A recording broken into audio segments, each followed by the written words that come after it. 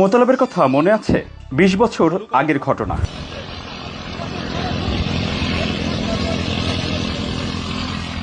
জুলহাসের আকাশজয়ে তারেক রহমানের অভিনন্দন এবং প্রতিনিধি পাঠিয়ে পাশে থাকার খবর এরই মধ্যে বেশ প্রশংসিত। আর জুলহাসের এই কৃতিত্বও এখন মানুষের মুখে মুখে। মোতালেবের কথা মনে আছে? অনেকের কাছেই অজানা সেই কথা। ২০ বছর আগের ঘটনা।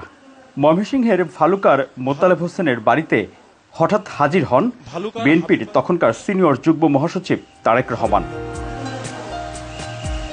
রাষ্ট্র পরিচালনার দায়িত্বে তখন বিএনপি। প্রধানমন্ত্রীর ছেলে ও সরকারি দলের গুরুত্বপূর্ণ নেতা হয়েও কোনো প্রোটোকলের তোয়াক্কা না করে মোতালেবকে উৎসাহ দিতে প্রত্যন্ত অঞ্চলে তার খেজুর বাগান দেখতে ছুটে যান তারেক রহমান।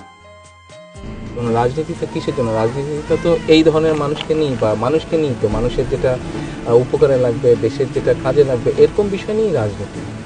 শুধু স্লোগান বা মিছিল বা মিটিং এটা রাজনীতি হতে পারে না। রাজনীতির তো উদ্দেশ্য লক্ষ্য হচ্ছে যে বেনিফিট, দেশ এবং দেশের মানুষ এমন কোনো কাজ বা পলিসি নেওয়া যেটাতে বেনিফিটেড হতে পারে। তো আমি আমার ব্যক্তিগতভাবে মনে করি যে এই ধরনের মানুষগুলোকে যদি আমরা উৎসাহিত করে, তাতে করে এরা যেরকম বেনিফিট হবে, একই সাথে দেশ এবং বাকি যারা আমরা আছি দেশে যারা থাকে তারাও বেনিফিট। বাংলাদেশের অধিকাংশ মানুষ যাতে গ্রামে যারা বসবাস করছে, এদেরকে যাতে গ্রামেই তারা থাকে, সেখানেই তাদের কর্মসংস্থানের ব্যবস্থা হয় এবং সেখানেই তাদের উপার্জন হয়। এই জন্য আমরা ধরেন হাঁস, মুরগি, গরু, ছাগল একই সাথে কৃষি রিলেটেড যারা আছে তাদেরকে উৎসাহিত করা, তাদেরকে সহযোগিতা করা যতটুকু সম্ভব, সহযোগিতার মাধ্যমে যারা করছে তাদেরকে সহযোগিতার মাধ্যমে অন্যকে উৎসাহিত করা, এভাবে আমরা জিনিসটা করতে চাচ্ছি। একই সাথে জিয়াউর রহমান ফাউন্ডেশনের পক্ষ থেকে মোতালেবকে একটি শ্যালো মেশিন সহ শুভেচ্ছা উপহার তুলে দেন তারেক রহমান। এতে বেশ উৎসাহিত হন মোতালেব। সৌদি আরব হলো মরুভূমি, আমাদের দেশ হলো ৬ ঋতু, বৃষ্টি, মেঘ বৃষ্টির দিন। তখন আমি পরিমাণ করলাম এই মরুভূমিতে এই হয়, তাহলে আমার বাংলাদেশ এত ভালো, তাহলে এইটাও মনে হবে। রাজনৈতিক বাস্তবতায় তারেক রহমান এখন দেশের বাইরে, দূরত্ব অন্তত ৬,০০০ মাইল। দেশের অনেকের দৃষ্টি এড়িয়ে গেলেও সুদূর প্রবাসে থেকে তারেক রহমান ঠিকই দেখছেন দেশের তরুণ উদ্যোক্তাদের কৃতিত্ব। জুলহাসের এই সাফল্য শুধু যে তিনি দেখেছেন তাই নয়, দলের নেতাদের রাতেই ফোন করে নির্দেশ দিয়েছেন জুলহাসকে তার শুভেচ্ছা পৌঁছে দিতে।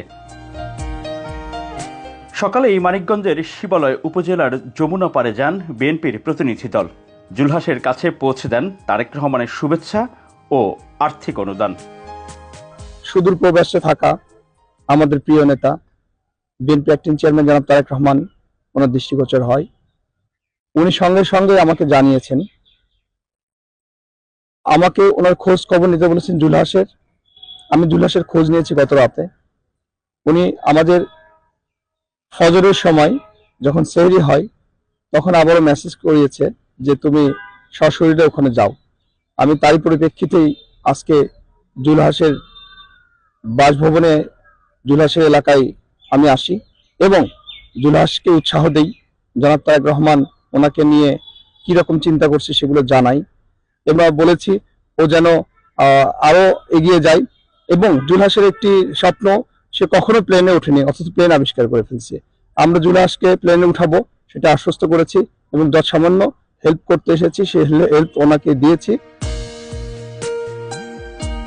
জাতীয় রাজনীতিতে এমন নেতৃত্বের প্রশংসার পাশাপাশি এরই মধ্যে ইতিবাচক প্রভাব পড়েছে সমাজে। প্রত্যন্ত অঞ্চলের উদ্যোক্তা ও উদ্ভাবনকে রাজনৈতিক নেতাদের উৎসাহ দেওয়ার ফলে সমাজের নানা পেশার মানুষ এগিয়ে আসছে ভালো কাজের পাশে থাকতে। সংশ্লিষ্টরা বলছেন, এভাবেই পরিবর্তন হবে দেশের সার্বিক পরিস্থিতি।